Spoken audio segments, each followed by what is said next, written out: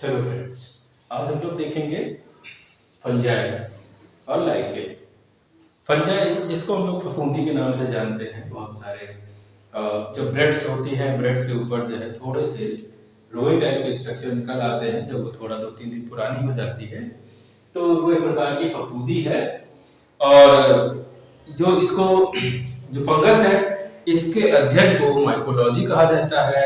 और जो father of fungal study थे, फादर ऑफ माइकोलॉजी थे, वो पी एस्टोनियो मार्केली थे। इसका जो स्ट्रक्चर है अगर हम लोग देखें तो इसका ये एल्गा से कई मामलों में डिफरेंट होता है। पहली बात तो ये जो होता है ये एक क्लोरोफिलस है, जबकि एल्गा को हम लोगों ने देखा था क्लोरोफिलस है। बाकी ये नॉन वेस्कुलर है जैसा कि एल्गा भी था, और ये थायरॉइड है, स्पोर्स के द्वारा रिप्रोडक्शन करता है। और इसका जो मोड ऑफ न्यूट्रिशन है वो कई प्रकार का होता है। ये हेटेरोट्रॉपिक होते हैं, मतलब कि अपना खाना नहीं बना पाते, क्योंकि ये एक क्लोरोफिलस है तो ये अपना खाना नहीं बना पाते, तो फूड के लिए किसी और के ऊपर ये निर्भर होते हैं। दूसरा, ये पैरासिटिक होते हैं। पैरासिटिक का मतलब कि किसी होस्ट के ऊपर ये अपना जीवन बिताते हैं और वहां से अपना फूड जो है जनरेट करते हैं, वहां से अब्सॉर्ब करते हैं। सेप्रोफिटिक मोड भी होता है इनका, सेप्रोफिटिक मोड ऑफ न्यूट्रिशन होता है, मतलब कि जो सड़ी गली वस्तुएं हैं उनके ऊपर ये लग के वहां से अपना जो है भोजन प्राप्त करते हैं। इसमें हाउसटोरिया पाए जाते हैं जो कि सक करने का, जो मिनरल्स है उनको सक करने का, वाटर को, मिनरल्स को सक करने का काम करते हैं।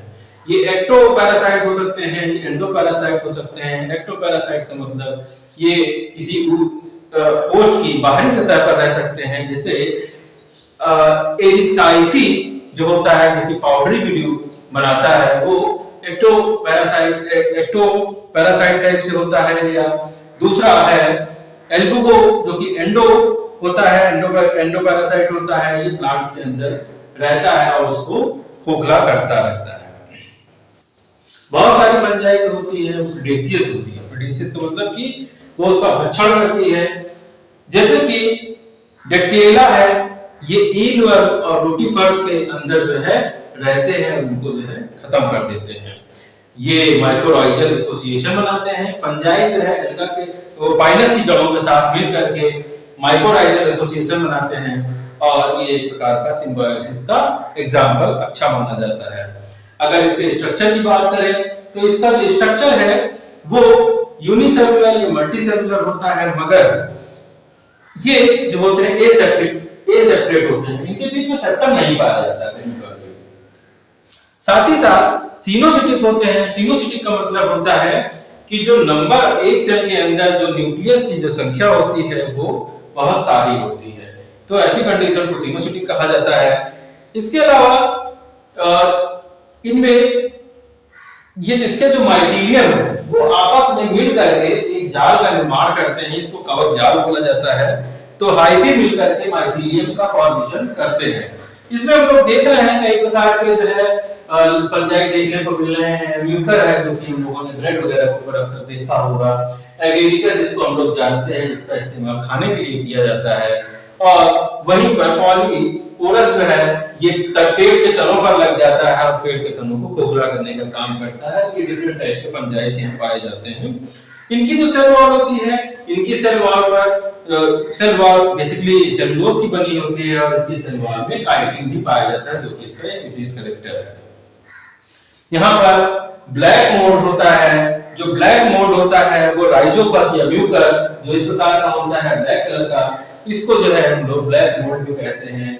ब्लू और ग्रीन मोड की बात करते हैं तो जो पेनिसिलियम है वो जो है ब्लू या ग्रीन मोड कहलाता है, और वहीं पर न्यूरोस्पोरा जो होता है उसको रेड या पिंक जो है मोड भी कहा जाता है। रिप्रोडक्शन की बात करें तो ये कई तरह से रिप्रोड्यूस करने की क्षमता रखता है।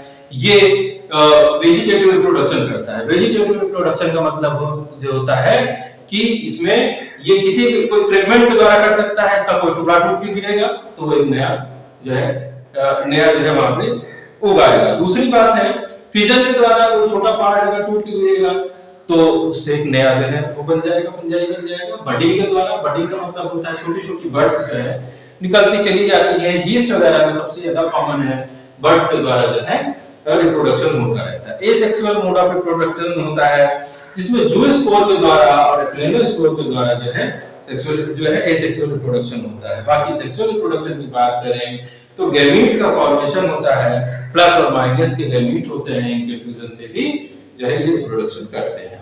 इकोनॉमिक इंपॉर्टेंस की बात करें तो सबसे पहले हम लोग समझते हैं कि जो कवक है ये प्रोटीन से भरा होता है, इसमें 50 to 55% जो है प्रोटीन पाया जाता है। इसीलिए एगारिकस और मार्सेला दोनों की खेती की जाती है। इसके अंदर बहुत सारे विटामिन पाए जाते हैं, इसमें थायमिन, राइबोफ्लाविन, निकोटीनिक अम्ल, बायोटिन, ये सभी जो है इसके अंदर पाए जाते हैं। फंजाई के द्वारा पनीर का फॉर्मेशन, बेकिंग इंडस्ट्री में यीस्ट का फॉर्मेशन बहुत ज्यादा कॉमन है। अल्कोहल के लिए भी फंजाई का इस्तेमाल किया जाता है। इसमें शुगर का फर्मेंटेशन करके अल्कोहल को बनाया जाता है। सॉइल की फर्टिलिटी को बढ़ाने के लिए भी जो है ये इंपॉर्टेंट होते हैं और इनके बहुत सारे मेडिसिनल यूज हैं, इनसे बहुत सारी एंटीबायोटिक बनती है। जैसे कि पेनिसिलिन का बनाई गई थी जिसको अलेक्जेंडर फ्लेमिंग ने बनाया था और इसके लिए उनको 1945 में नोबेल प्राइज भी दिया गया था। पेस्ट कंट्रोल के लिए भी इनका इस्तेमाल किया जाता है, कुछ कीड़ों को खत्म करने में ये काम आते हैं। साथ ही साथ इससे फाइटो हार्मोन बनाए जाते हैं। फाइटो हार्मोन वो हार्मोन होते हैं जो प्लांट की ग्रोथ के लिए रिस्पांसिबल होते हैं। इसमें जिबरेलिन नामक हार्मोन जो होता है उसका जो फॉर्मेशन है वो जो है फंगस के द्वारा किया जाता है। साथ ही साथ इसका बायोलॉजिकल रिसर्च में बहुत ज्यादा इस्तेमाल है। न्यूरोस्पोरा ये स्टील का बायोलॉजिकल रिसर्च में बहुत ज्यादा इस्तेमाल होता है और ये जो फंगस है ये हमें नुकसान पहुंचाते हैं, बहुत अच्छी तरह जानते हैं। इससे कई तरह की बीमारियां होती हैं जैसे रिंगवर्म, रेड रॉट, और ये खाने को खराब करने का काम करते हैं, फूड को स्पॉइल कर देते हैं। साथ ही साथ ये कपड़े को, चमड़े को, इन सभी चीजों को नष्ट करने का भी काम करते हैं। इसमें एमिनेटा नाम का जो कवक है उसको खाने से जो है वो कभी-कभी लोग एलर्जिकस की जगह उसका इस्तेमाल अगर कर लेते हैं तो इसके खाने से मृत्यु हो सकती है, ये हानिकारक है। ये एफ्लिटॉक्सिन रिलीज करता है जो कि एक प्रकार का टॉक्सिन है, जहर है और ये कार्सिनोजेनिक नेचर का होता है, मतलब कि इससे कि कैंसर होने की संभावना होती है। साथ ही साथ ये जो है एलएसडी इफेक्ट भी जो है एलर्जी बनाई जाती है इससे, और कैलिफिसिस जो होता है उससे जो है एलएसडी का फॉर्मेशन किया जाता है। ये हाइड्रोजेनिक होता है तो ये हेलुसिनेशन जो है क्रिएट करता है, मतलब कि भ्रम पैदा करता है। इसके बाद हम लोग समझते हैं लाइकेंस को। तो लाइकेंस जो है, लाइकेंस एक कंपोजिट ऑर्गेनिज्म है। लाइकेंस एल्गी और फंजाई दोनों का मिक्सचर है और इसके दो पार्ट होते हैं। एक पार्ट एल्गल पार्ट होता है और दूसरा इसमें जो पार्ट होता है वो फंगस पार्ट होता है।